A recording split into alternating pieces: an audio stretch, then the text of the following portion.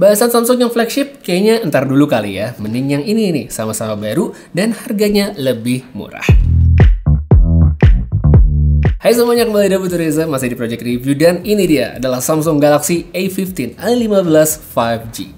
Sedikit info nih ya, kali aja belum ada yang tahu gitu, Galaxy A15 tuh juga ada yang versi LTE alias 4G dengan sedikit perbedaan spek, yaitu di bagian chipsetnya. Nah, saya nggak akan bahas yang itu, dan untuk video kali ini akan lebih fokus sama yang 5G. Start dari harga retail dulu. Mungkin nggak kelihatan murah ya, di angka Rp3.599.000 di website Samsung. Angka yang kalau dibandingkan sama A14 5G yang rilis tahun lalu, ini naiknya nggak sedikit. Akan tetapi, kalau dilihat dari apa yang ditawarkan, sebenarnya Galaxy A15 5G ini juga ngebawa beberapa peningkatan. Nah, sebelum yang upgrade, saya pengen ngebahas satu bagian yang sedikit nggak berubah sih sebenarnya dari yang tahun lalu, yaitu desain. Ya, ini udah 2024, tapi Samsung entah kenapa masih kekeh sekali dengan desain seperti ini, dan ini entah sampai kapan kan kayak gini.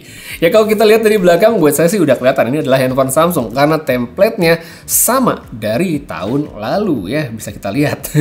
Palingan yang sedikit beda itu adalah di bagian sisi-sisinya aja, di pinggir-pinggirnya yang hampir sekarang tuh semua dibikin rata. Ya hampir, karena untuk yang di daerah dekat tombol power sama volume ini ada sedikit tonjolannya. Sisanya udah sih ya, sama aja kayak misalnya peletakan tombol power sama volume yang masih ada di sisi kanan perangkat. By the way, ini masih rangkap dengan sensor sidik jari juga. Sebenarnya di awal saya sempat agak bertanya-tanya kenapa nggak dibikin in-display sekalian gitu sama Samsung, karena layar di handphone ini kan panel sudah menggunakan Super AMOLED yang mana harusnya bisa-bisa aja. Terus untuk di bagian bawah handphonenya kita bisa lihat di sini ada port USB-C, ada jack audio, sama speaker. Nah, buat speaker ini cuma ada satu ya, cuma ada di bawah doang seperti ini, yang mana mungkin bisa dibilang cukup disayangkan untuk 2024. Habis itu untuk slot SIM card ya, posisinya ada di sebelah kiri dan bentuknya adalah dual hybrid. Jadi tidak bisa tuh kita pasang 2 nano SIM card sama micro SD barengan. Mungkin ya Samsung menganggapnya 256GB yang ada di HP ini sudah lebih dari cukup untuk penyimpanan, makanya dibikin seperti itu. Kesimpulannya, kalau dari aspek desain, menurut saya, HP ini memang ya kurang mantep sebenarnya. Itu sih dari saya. Oh ya, atau lagi yang agak kurang sebenarnya dari desain, masih dari tampilan, yaitu adalah soal ini nih ya, bisa langsung kita lihat bezel di sekitar layarnya. Ini hitungannya kalau menurut saya tebal, apalagi kalau kita compare dengan kompetitor di rentang harga yang mirip-mirip, itu kan udah pada berlomba-lomba untuk bikin tipis, khususnya di bagian dagu. Jadi yang ini ya hitungannya masih lumayan tebal. Syukurnya nggak semua itu jadi meh di HP ini, karena dari segi panel Galaxy A15 5G upgrade dibandingkan Galaxy A14 5G. Untuk sekarang kita bisa bilang say goodbye buat PLS LCD atau TFT, karena sekarang Galaxy A15 5G sudah menggunakan Super AMOLED. Secara ukuran dia mungkin berkurang 0,1 inci ya dibandingkan yang versi tahun lalu, jadi 6,5 inci. Resolusi dan refresh rate juga nggak berubah, tapi paling enggak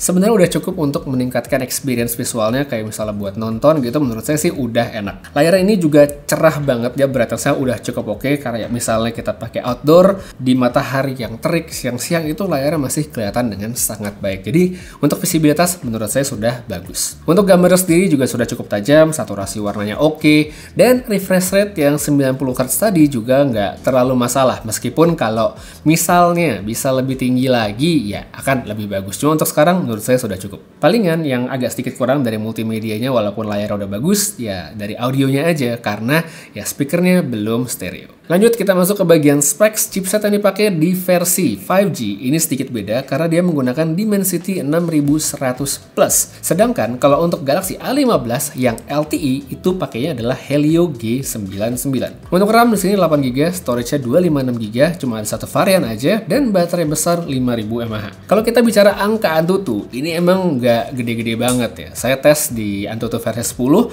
dia nggak sampai 400.000. Dari sini mungkin akan ada banyak yang langsung menilai kalau dari segi performa HP ini bakalan jelek. Awalnya saya juga mengira ini nggak akan bagus, tapi setelah dipakai, saya bisa bilang ini ternyata adalah specs yang cukup ya, jadi cukup aman untuk pemakaian sehari-hari. Udah cukup buat mereka yang tidak maniak specs, tidak maniak angka Antutu harus yang gede-gede, dan cuma butuh HP yang bisa berjalan baik untuk membantu aktivitas komunikasi sehari-hari, kayak misalnya buat chatting, buat browsing, untuk sosmed, stalking ya mantan gitu, scrolling timeline dan segala macam. Ya intinya aktivitas orang pada umumnya lah yang standar-standar sebenarnya sudah tercukupi dengan baik sama handphone ini. Bahkan kalau misalnya misalnya kita lanjutin kayak buat multitasking, split screen, floating windows, itu juga masih oke-oke saja di handphone ini. Intinya, saya nggak ngerasa ada lag atau hambatan macam-macam selama pakai HP ini, selagi dia tidak digunakan untuk kerja yang terlalu berat. Terus, apakah artinya dia nggak bisa dipakai untuk main game bagi yang pengen? Jawabannya sih tentu tidak begitu ya, karena ternyata Galaxy A15 5G punya performa yang tidak terlalu mengecewakan untuk gaming. Di sini saya cobain yang standar aja, kita main Mobile Legends dengan settingan yang ada jempolnya, yaitu bisa dapat average di 70-an FPS selama 30 menitan main brawl ya. Biasanya saya coba nih main brawl selama 30 menit atau kayak 3-4 game, ternyata tidak mengecewakan ya. Mungkin kalau kita lihat di grafik pengujian agak heboh naik turunnya, tapi selama dipakai menurut saya udah oke. Habis itu saya coba juga untuk game yang sedikit lebih berat kayak Honkai Star Rail, ini ternyata masih oke dengan settingan yang pastinya dikondisikan ya, tidak bisa yang tinggi-tinggi, tapi ya buat para casual user, casual gamer yang tidak menjadikan gaming sebagai prioritas, ya ini sebenarnya masih bisa. Nah yang lebih penting sebenarnya dari pemakaian HP ini udah pasti adalah baterainya dong, ya ini menurut saya sudah bagus dan cukup tahan lama dengan kapasitas 5000 mAh tadi. Saya coba pakai dengan intensitas sedang dan koneksi seluler LTE seharian, yaitu nggak habis sebenarnya baterainya. Cuman kalau misalnya memang kita push banget, mungkin ya HP-nya sering terpapar sinar matahari, mungkin dipakai video segala macam, ya mungkin bisa lebih cepat habis. Cuman kalau untuk saya yang lebih banyak di dalam ruangan dan pakai sinyal LTE sekalipun, ya hasilnya masih oke. Tapi bang, ini kan HP 5G, kok nggak tesnya pakai LTE? Ya itu dia, itu gambaran kita di Indonesia sekarang ya. Nggak usah di Indonesia deh, saya ngomongin kayak di Jakarta aja, saya tinggal di Jakarta Selatan. Itu rumah saya sampai sekarang belum tercover 5G, padahal 5G itu kalau kita runut, ya sudah dirilis secara resmi ya untuk publik itu sudah bentar lagi 3 tahun gitu, sejak tahun 2021. Jadi emang sampai sekarang pun kita beli handphone dengan ada belakangnya 5G, seringkali yang dicari tuh justru bukan koneksi 5G-nya, melainkan perbedaan specs yang seringkali hadir dibandingkan yang versi LTE. Nah selain dari segi specs chipset lalili yang tadi, hal lain yang juga menurut saya penting nih kita bahas dari HP ini adalah softwarenya. Nah ini, Galaxy A15 kan sudah menggunakan Android 14 dengan One UI 6. Ini One UI yang terbaru. Nah yang beda kali ini adalah One UI yang dikasih Samsung itu adalah One UI full version, jadi bukan One UI Core. Itu artinya fitur yang dibawa jadi lebih lengkap ya, lebih oke. Dan salah satu yang saya cukup kaget ada di Galaxy A15 5G, dan ini tuh sebenarnya kan bukan handphone gaming ya, adalah fitur bypass charging. Itu dia, agak lucu padahal kan handphone positioningnya bukan handphone gaming, tapi dia ada fitur bypass charging. Sebelumnya kayak fitur bypass charging ini kan cuma ada di handphone flagship atau mid-range Samsung yang agak mahalan kayak A5 sekian gitu ya. Nah sekarang udah ada di Galaxy A15 dan saya cek di Galaxy A25 pun itu juga sudah tersedia. Untuk software update dia juga dikasih panjang sama Samsung ya, hingga 4 versi Android dan 5 tahun security patch. Lagi-lagi ini kan kemajuan untuk seri A ya, karena sebelumnya kayak seri A yang belasan, A yang 20-an itu nggak dikasih jaminan kayak gini sampai dipasang Samsung di website mereka. Mungkin buat sebagian orang update software panjang kayak gini tuh bukan sesuatu yang signifikan ya, bukan yang wah gitu. Tapi buat sebagian mereka lagi, konsumen yang cari HP yang aman dengan kepastian yang sudah dijanjikan, ya produk Samsung menurut saya punya posisi yang bagus banget. Dan untuk sekarang masih cukup sulit diimbangi sama kompetitor karena belum semua bisa menjamin handphone-handphone di kelas mid-range untuk mendapatkan treatment yang mirip dengan handphone flagship. Terakhir kita masuk ke bagian kamera. Ya bagian ini mungkin nggak bisa dibilang atau dijadikan highlight lah dari produk ini, tapi tetap harus kita bahas. Kalau dilihat dari segi spek, Samsung ada kemajuan loh sebenarnya dibandingkan Galaxy A14 5G karena mengganti konfigurasinya dengan memasangkan lensa ultrawide 5 megapiksel di HP ini. Akhirnya, jadi nggak ada lagi tuh lensa depth. Cuma HP ini memang masih menggunakan lensa makro yang entah kenapa masih ada gitu. HP ini cuman ya paling tidak udah berkurang satu lah lensa gimmicknya. Secara mode foto ini juga nggak ada yang berubah, palingan karena One UI-nya sudah baru jadi dia ngikut untuk One UI yang terbaru juga, tapi sisanya ya udah sama aja sih tanpa ada yang signifikan. Nah untuk fotonya, saya sebenarnya cukup terkesan sama kameranya Galaxy A15 5G ini, khususnya untuk kamera utama. dalam pencahayaan yang mencukupi kayak di outdoor misalnya atau mungkin di studio dengan lighting yang terkontrol, hasilnya tuh cakep loh, warnanya dapet, detailnya juga oke dengan dynamic range yang menurut saya lumayan sekali untuk Samsung seri A belasan kayak gini. Processing untuk angkat shadow atau sharpening mungkin bisa kelihatan ya pada beberapa bagian, tapi harusnya sih kalau menurut saya ini nggak jadi masalah untuk mereka yang mungkin hanya butuh foto-foto standar aja atau yang lebih penting kayak ya udah yang penting fotonya jelas aja, itu udah oke sebenarnya. Terus untuk lensa ultrawide yang dipasangkan di HP ini menurut saya ya cukup untuk mengambil angle yang lebih lebar aja. Cuma kalau kita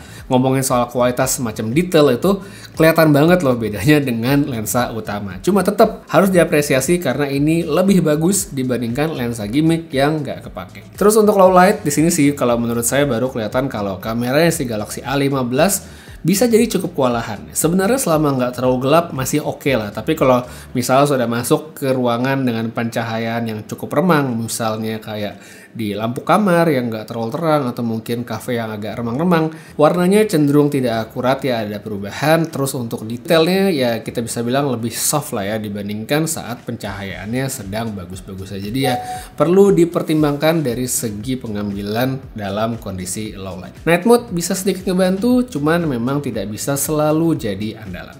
Selain itu, yang perlu catat juga kalau HP ini tuh kan tidak ada OIS. Jadi kalau misalnya kita ngambil foto pakai night mode yang mungkin butuh slow shutter ya, tangannya harus sangat stabil.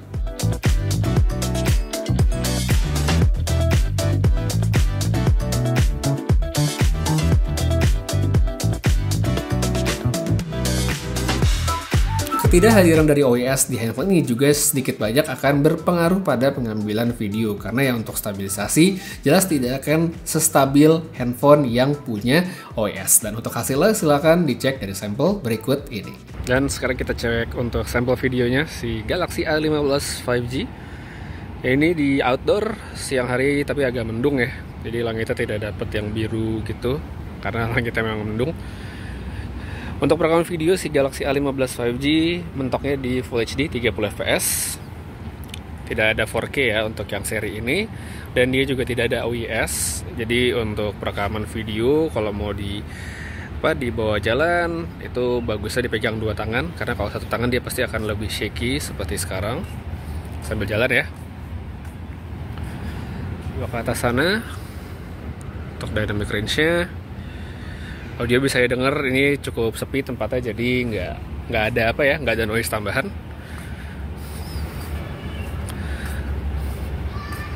Dan itu dia, kayaknya udah cukup untuk kamera belakang dari Galaxy A15 5G. Kita pindah kamera depan. Dan sekarang ini dia untuk kamera depan dari Galaxy A15 5G.